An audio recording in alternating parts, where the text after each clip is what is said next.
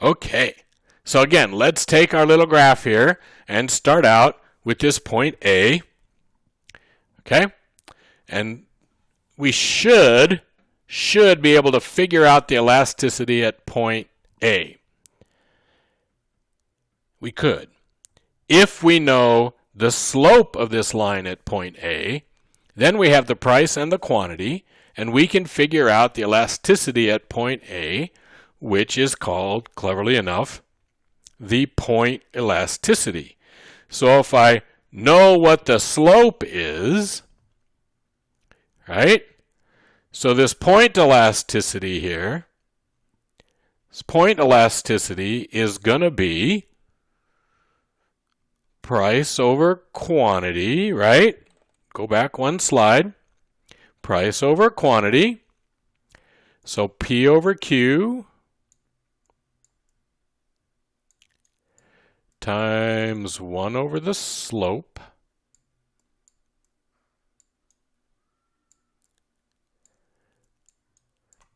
Okay, so that's 100 over 10 times 1 over whatever the slope is. Now, two problems with this. One is, on this thing, we'd have to figure out what the slope is. So that's problem number one. Problem number two, this is a straight line. What happens if it's a curvy line and the slope changes every time we move? That's a problem. Okay? That's a problem.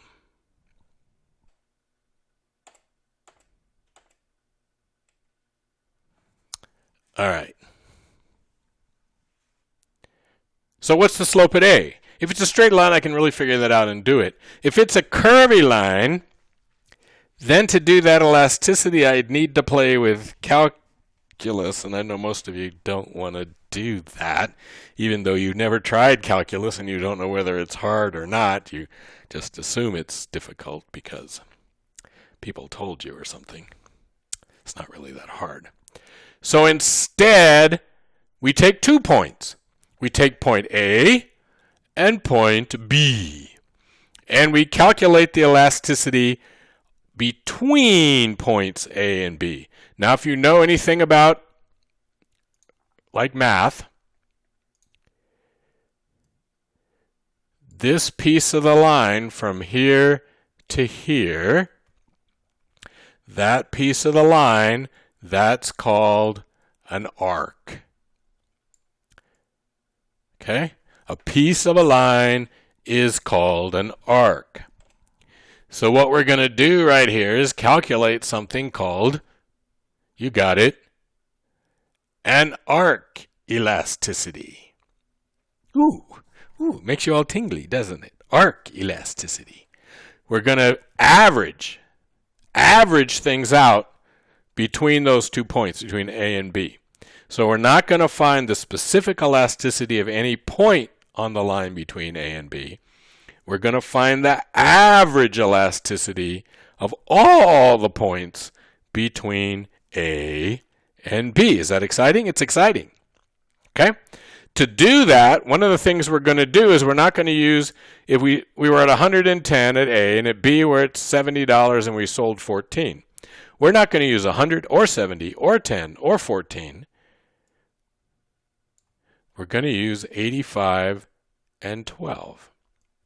We're going to end up using the number that's in the middle, where you're going to use the average, right? So the average of 10 and 14 is 12. The average of 70 and 100 is 85. We're going to calculate our elasticity using the averages. It's pretty exciting, yes? Yeah. Okay. So now we need to figure out what the slope is at the midpoint between A and B. Because we're going to use 85 and 12 as P and Q, we need to figure out what the slope is halfway between A and B. Okay? And that's easy math. This is all easy math now. Right? We've uncomplicated the math. It's easy math.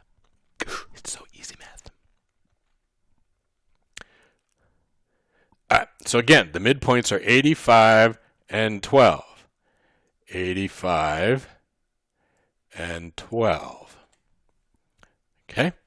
The change here to here to here, is 30. The change here to here is 4. That's delta P. That's delta Q. Now I've got a P of 85, a delta P of 30, a Q of 12, and a delta Q of 4. I got the elasticity. I can calculate. Yes, I can do this. Okay, so it's 4 over 12 divided by 30 over 85, which is 0.94. If you don't like it that way, say to yourself, this is delta Q over delta P times P over Q.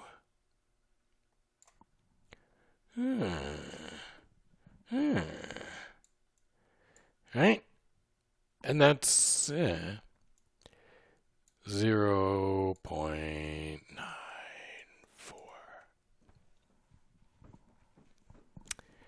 Okay, pretty exciting.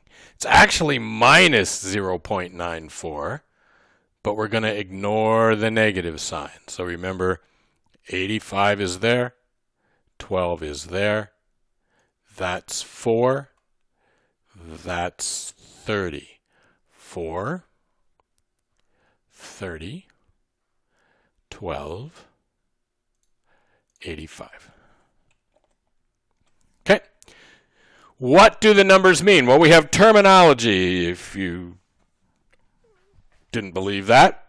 If the elasticity is bigger than 1, if the price elasticity of demand is bigger than 1, we call that elastic. If it's less than 1, we call it inelastic. So that calculation we just did would be inelastic. If it's equal to 1, we call that unit elastic or unitary. Okay? So elastic bigger than 1, inelastic less than 1. And occasionally you run into a 1, which would be unit or unitary. So if the elasticity is 3, if the price falls by 1%, the quantity demanded increases by 3%. Yes? If the price falls by 1%, the quantity demanded increases by 3%. If it's 1, the price falls by 1%, quantity demanded increases by 1%. If it's 0.5, if the price falls by 1%, we only get a 0.5% increase in the price. Okay? Simple. Let's look at this guy. What do we know about this guy? Well, this guy's slope is infinite. 1 over infinity is basically 0. So this thing is going to have a slope of 0. We're going to call it perfectly inelastic, and the elasticity is 0. The elasticity of demand is 0. It's 0. Trust me. This has a slope of 0. 1 divided by 0, and don't tell a mathematician I said this, but 1 divided by 0 is infinity. So this thing, which we call perfectly elastic, has an infinite elasticity. Why? Well, at 100, I'm selling whatever. If I change the price, all of a sudden I'm selling nothing. So I raise the price, I got nothing. It's infinite. Okay? So perfectly inelastic is 0. And perfectly elastic is infinite. And everything else is in between. Okay? So here we have a demand curve. And we have 3 points, which we cleverly called A and B and C. And you notice that at A, we have a price of $7 and we're selling 3. At B, we have a price of $5 and we're selling 5. And at C, we have a price of $3 and we're selling 7. So we have 3 points, prices of 7, 5, and 3, and the quantity demanded is 3, 5, and 7. Very easy. Okay, so we have this straight line demand curve. We could figure out the elasticity, right? Halfway between 7 and 5 is, yes, 6. Halfway between 3 and 5 is 4. From here to here is 2. From here to here is 2. Yes? Yes? So we have delta Q divided by delta P times P over Q. Well, delta Q and delta P are both 2. It's going to make really easy math. 2 divided by 2, I think we can handle that, times 6 over 4. If we do that math, we get 1.5. So between A and B, the arc elasticity would be 1.5. How exciting is that? What about between B and C? Well, this is 2. This is 2. That's 4. That's 6. Yes? So this is equal to 2 divided by 2 times 4 over 6 is 0.67. So this is elastic, and this would be, inelastic. Got that? Is that exciting? It's exciting. Okay, so we could figure out what the slope of the line is. Okay? Yes. Yes. The point elasticities, and I kind of wrote over them, didn't I? Because, that's who I am. That's who I am. But anyway, at A, that point elasticity is 2.3. At B, it's 1. And at C, it's 0.42. So 2.3 and 1, partway in between there is 1.5. 4.2 and 1, partway in between there is 0.67. Are we excited? Yeah, you're like, you screwed up this whole slide. It's hard to read. It's good for you. Builds character. Okay, so I can calculate the point elasticities, and I can calculate the